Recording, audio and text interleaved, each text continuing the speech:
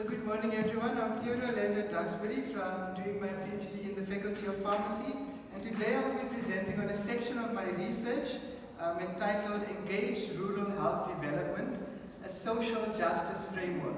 And I'll be doing so in collaboration and in abstention with my supervisors and co-supervisors, Dr. Charlie Bufitas and Dr. Joanna Bazira from the Engaged Research and Epistemic Justice Research Group, and Professor Roman Tunley from the Faculty of Pharmacy. If you do feel like you would like to contact me for any further correspondence, my contact details are right there.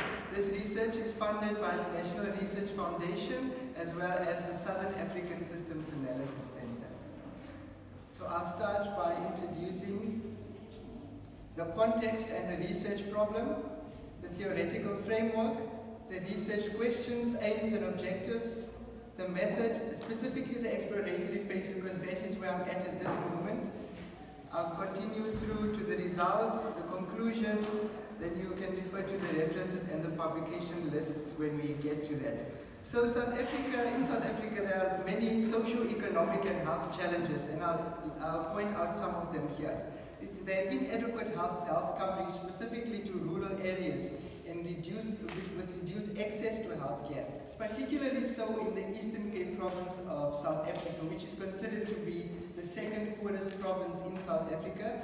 And despite an increase in healthcare facilities in some of these remote rural areas, there are still significant barriers to health development which remain, such as affordability, traveling costs, quality of healthcare, cultural facets, and then also socioeconomic inequalities, which furthermore strain the Eastern Cape's healthcare system through facilitating elevated child and maternal mortalities, non-communicable disease prevalence, and communicable disease prevalence.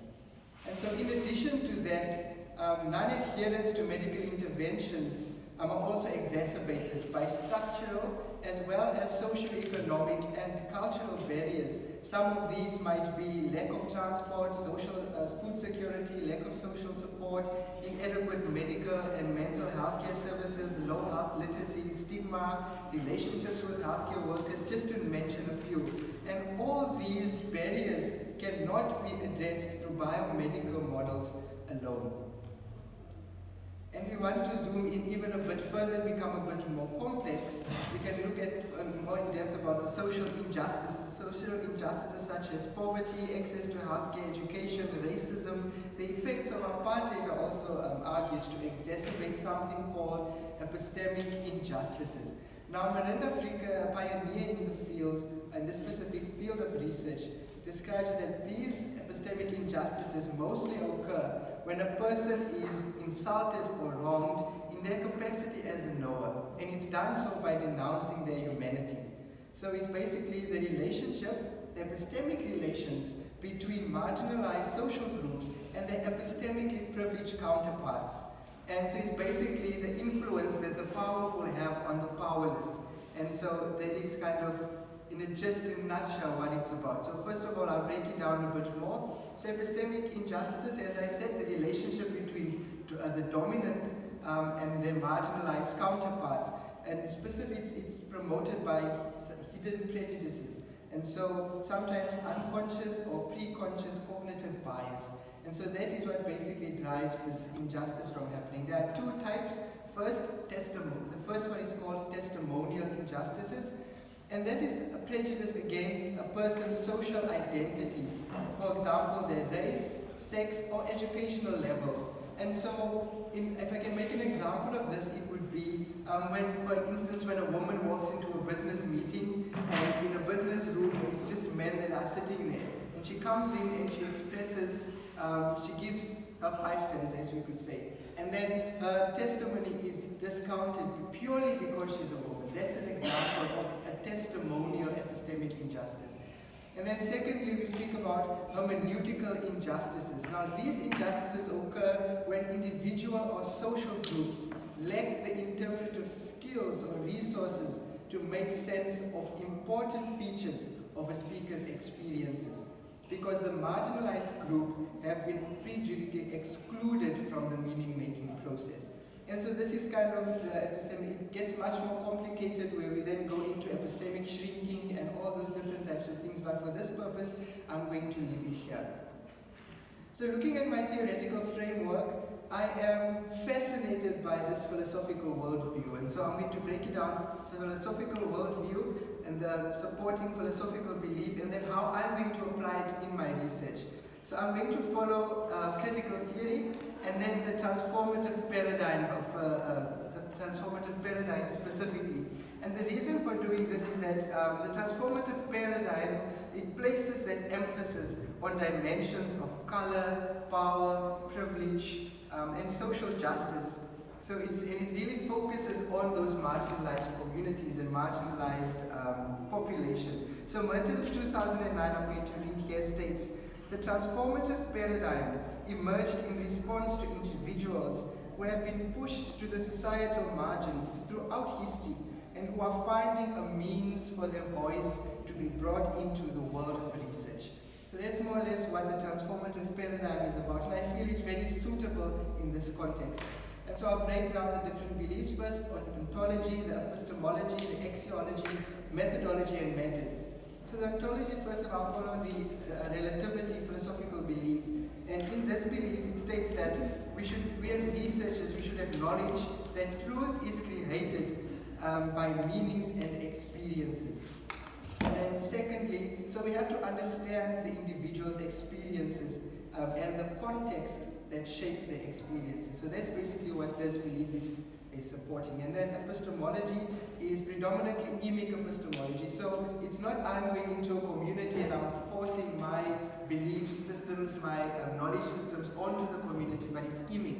It comes from the participants, so their frame of reference. It states here that refers to the relationship between the researcher and the research, and we acknowledge that knowledge is constructed from the participant's frame of reference. So that is basically what the emic epistemology means.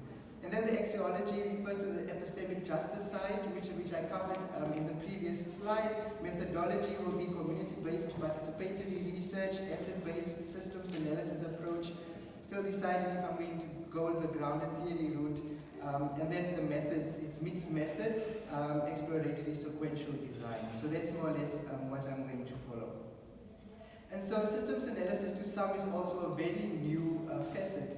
And so I'm going to just speak briefly about it. So systems analysis is a process of studying an existing system as well as its influencing factors and how it functions and how well that system meets the needs of those within the system. And this is good for us as researchers because we get to capture the complexities involved in persistent complex health and social problems. And so, yeah, it comprises of that high level of interconnectedness and interdependence on various levels, which linear thinking and chronological thinking alone cannot solve. So just in a simple example, this is not from my research, but the reference is at the bottom of the screen.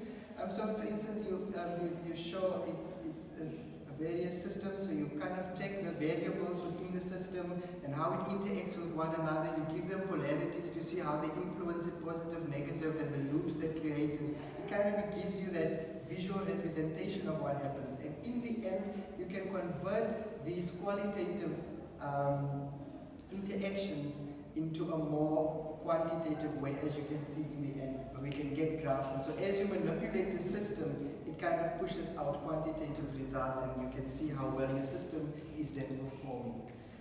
I am yet to perform this one, and I will cover that when we get to the results section. So in summary, this research is guided by theories of systems thinking and epistemic justice, and it will be conducted through a participatory action research and asset-based approach to rural community health development. Asset-based, I mean that we go into a community not with our own resources and own things, but we go and we see what is there already and how can we use the resources available in the community already to then strengthen the health and well-being within that community. So that's kind of the asset-based approach. And we'll do asset-based modeling workshops with the participants as we continue on. That's the next phase.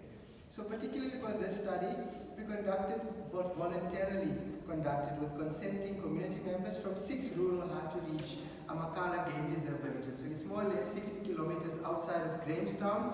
Beacon Hill, Canonville Dale, Brentwood, Leeuwenbosch, Patterson, and Krybos, and more or less 200 adults from all of these communities. So far, I have done interviews with only 20 of them. I'm still in the beginning of this process, and so we'll discover the results that came out of it at a later stage. Inclusion-exclusion criteria, I'm basically just if I speak to game employers or managers, it would be nice if they at least there for 1 year, so they know how things work, they know what is happening, they have experience of staying on these rural game reserve villages. And then I would like to work with adults in particular, adults above 18 years of age. I'm using 2 non-probability sampling techniques, snowballing and purposive sampling.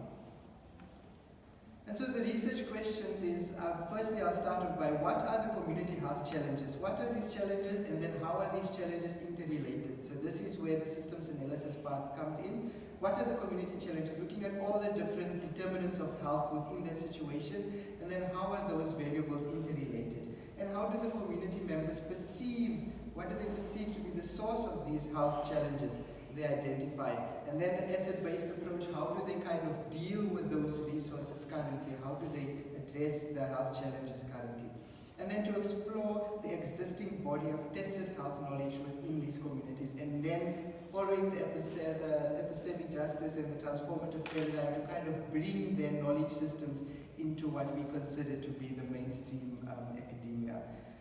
So that would be the end vision.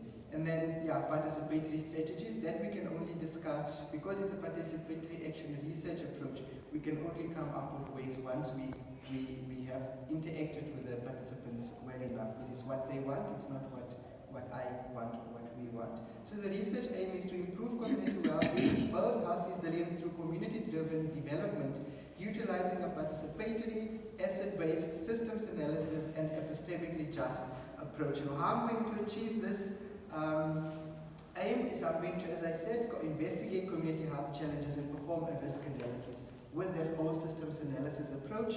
And then, as I said, systems analysis approach to kind of see the interrelationship between all the different determinants of health, and then kind of find that one dominant health challenge within a community to then focus on. And then to evaluate, comprehend, and recognize past and current indigenous health knowledge practices, and then to investigate participatory strategies that we can use to then to carry out the study.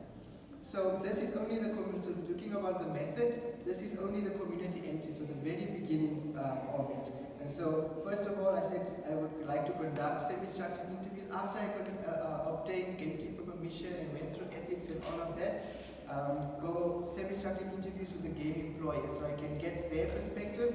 And then once I've done that, then go into the community members, have random interviews with the community members, and then kind of find the health leaders, who are the main influences in the group, because those are the people that we use to kind of mobilize the whole program in the end. So it's kind of to find that, and that is where I'm at this moment, and I've done so in 2 out of the 6 villages. The results state that I have 19 interviews, 11 female, 8 male, 2 lodge managers, 9 of them are staff and 8 of them are residents, and that's in Krybos village and Leeuwenbosch. So that's the first 2 that I'm going to start off with. And the results that came from that, as I'm saying, I'm only at the thematic analysis phase right now. After this phase, obviously I'll go and then I'll do the systems analysis, and then I'll continue with the participatory workshops to kind of find out what the participants would like to focus on in this particular. But for now, starting off with the background, they've mentioned out of those 9 interviews, they've noticed a shift in their community identity. And by that I mean that usually back in the days, these game reserves used to be farms.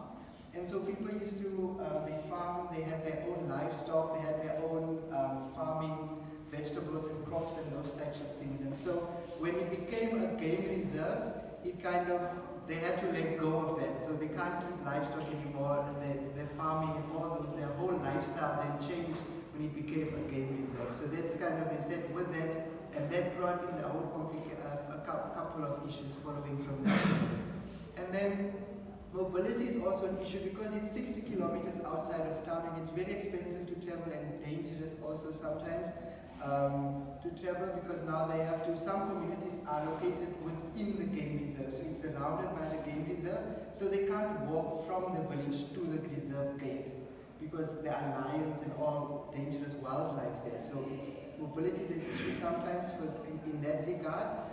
Then also it's far away from town, and so when it shifted to become a more hospitality-based game reserve type organization, the community members became very much dependent on town resources. So now they don't have their own food, they need to come to town to get their food resources. They need to come to town to support their lifestyle in that sense, because they don't have their livestock anymore. And then health challenges, and they said there's a mobile clinic, but the mobile clinic comes now and then, and it comes and then it doesn't come. And you know, for individuals with chronic conditions, it's very important for them to have that constant mobile clinic there. So sometimes even some say if they have to call the ambulance, it takes sometimes up to an hour or later for an ambulance to arrive to the village should there be a medical emergency. And then access to basic food resources, as I've mentioned, because of the dynamic of these villages, they have to travel far for food resources. Water is not really clean, because borehole water, some of them can't drink borehole water. And then, but now the game reserve has helped out with a couple of those water tanks which they can use for water. And recently, the last 2 years, I think they have electricity. Some of the homesteads have electricity also. But that depends on how well developed the homestead is. And then trust. Trust is another big issue, a big challenge for me also, because now you can't go into a community and expect people to just open up to you. And so you need to show you're there each and every day, and you're there to support them and help them, and they need to get used to you being in that space. And so it's difficult, sometimes, especially as I say, under diseases, you'll see later on, issues such as HIV and all those different types of things, these conditions with stigma attached to it. And if you have not built the trust with the community members, they are not going to open up and say, look, this is my health challenge, I need help. And so I think that's the most time consuming. Sanitation is also an issue because they still use spit toilets. And then there's a couple of relationship difficulties between the lodge, the staff members, and the residents. So that's kind of one of the results that I've gotten so far. And then I usually log my field notes in the following way. So just to kind of reflect, it's a reflection to say so I made a couple of reflections here, and I'll just go over it quickly. For me, I thought, okay, I'm an engaged scholar, I got this, I know what I'm doing, I'm going to go in there, get my results, do what I need to do. And I got there and I actually realized I don't know anything. Because it's a totally different ballgame, because people are sometimes interpreted, some of them can't read, some of them they can't speak English or any of the languages that you can speak, and so it makes it a bit more challenging, and so you can't come forth with written documents. Everything needs to be engaged in that sense. And so that is, to me, the most challenging part for this site. So I reflected on a couple of things. And so the next steps would be to do the systems analysis and then asset-based modeling workshops with the communities, and then to repeat that in the following the next four things. So for the whole project, I expect to develop community health through facilitating health empowerment, democratic participation in a social justice framework, decolonizing knowledge systems through honoring, you need to honor that the indigenous tacit health knowledge systems, and then to enable community members to share, analyze, and enhance their knowledge and practices, and then to plan, act, and evaluate and reflect. So they be involved in the research process. And then, and then also for me to become more epistemically responsible in that sense. So in conclusion, by analyzing community health variables through a systems thinking lens and synergizing epistemic justice with participatory health development, this research truly adopts an innovative methodological approach. And it's based on this decolonizing approach that speaks to, they have this principle, the key indigenous principle that says that don't plan about us without us. And so that is what drives this whole program.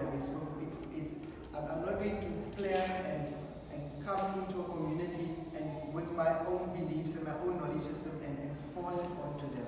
It's participatory. There's no level of hierarchy. We are all the same. I learn from them, they learn from me, and we build each other as we continue. So that's kind of the motto of the whole thing. Yeah, and those are my references.